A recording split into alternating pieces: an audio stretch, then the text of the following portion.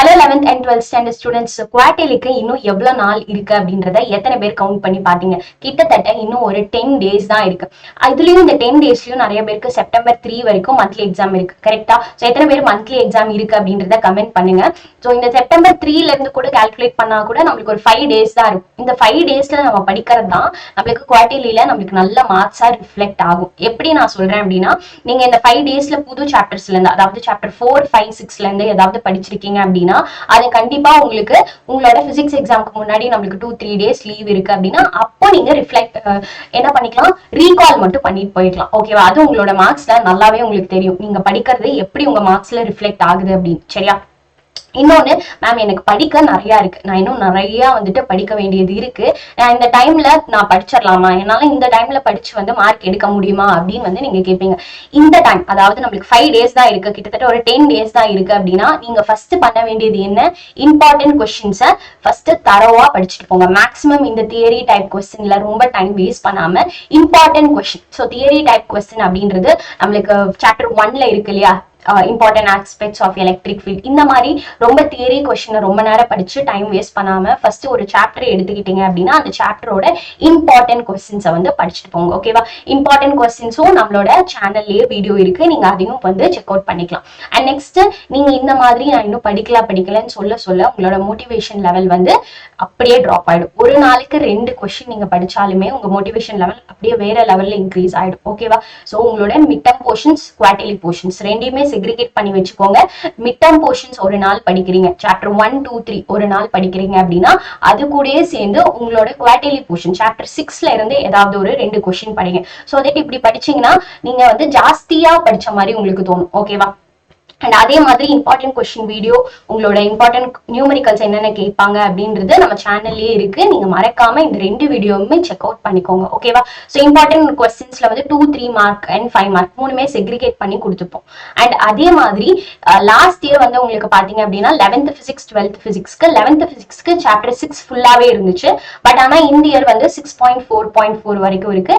12th standard ஸ்டூடெண்ட்ஸ்க்கு இது உண்மையிலேயே ஒரு பெரிய சேஞ்ச் தான். போன வருஷம் வந்து 7th சாப்டர் வந்து வேவ் ஆப்டிக்ஸ் வந்து இல்ல, பட் இந்த வருஷம் வந்து 7th சாப்டர்ல அந்த இன்டர்ஃபெரன்ஸ் இன் தின் ஃபிலிம் வரைக்கும் கொடுத்துருக்காங்க. அப்போ எந்த கொஸ்டின்ஸ் மேம் நான் படிக்கிறது சாப்டர் 7ல, எந்தெந்த கொஸ்டின் மட்டும் நான் படிச்சுட்டு போறதுன்னு டவுட் இருக்கும். சாப்டர் 7ல இந்த இம்பார்ட்டன்ட் கொஸ்டின்ஸ் மட்டும் படிச்சுட்டு போங்க. 2, 3 and 5 மார்க் இந்த கொஸ்டின். ஷார்ட் ஆன்சர்ல 5, 6, 7, 10, 11, 15 அண்ட் லாங் ஆன்சர்ல 1 and 2 அந்த ஹைஜென்ஸ் பிரின்சிபல் கொஸ்டின் 2 இருக்கும் அது. அண்ட் லாங் ஆன்சர்ல 5 மார்க்ல என்னென்ன கொஸ்டின் அப்படின்னா இன்டர்ஃபெரன்ஸ் இன் தின் ஃபிலிம்ஸ் அதை படிச்சுட்டு போங்க. And band with Young's double slit experiment இதெல்லாமே இம்பார்ட்டன்ட். கண்டிப்பா சாப்டர் 7 படிக்கிறீங்க அப்படின்னா அட்லீஸ்ட் இந்த 3 டீடைல் ஆச்சு கண்டிப்பா படிச்சிருக்கணும். ஒரு டீடைல் கண்டிப்பா வந்துடும். ஓகேவா?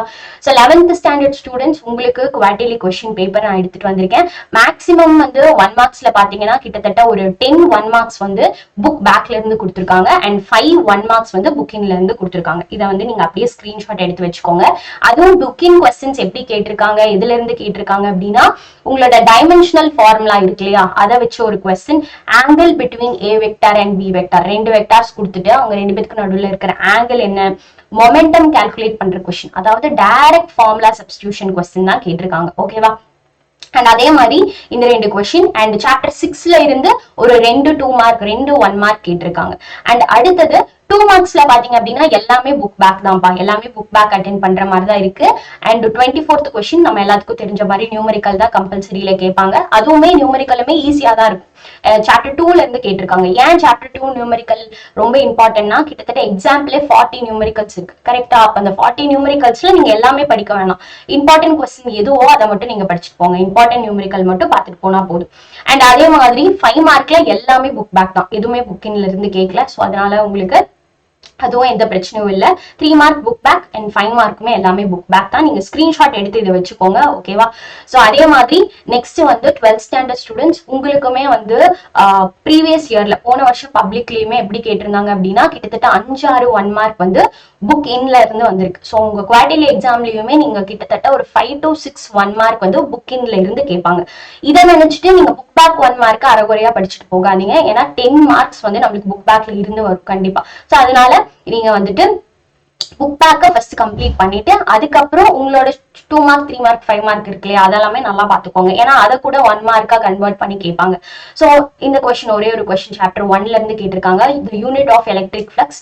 இந்த கொஸ்டினுமே நீங்க நல்லா யோசிச்சு பாத்தீங்கன்னா நீங்க 2 மார்க்ல கவர் பண்ணியிருப்பீங்க. ஸோ அவ்வளோ பெரிய பிரச்சனை இல்லை. அண்ட் இந்த கொஸ்டின் எல்லாமே உங்களுக்கு என்னென்ன சாப்டர் அண்ட் ஆன்சர்ஸோட இருக்கு.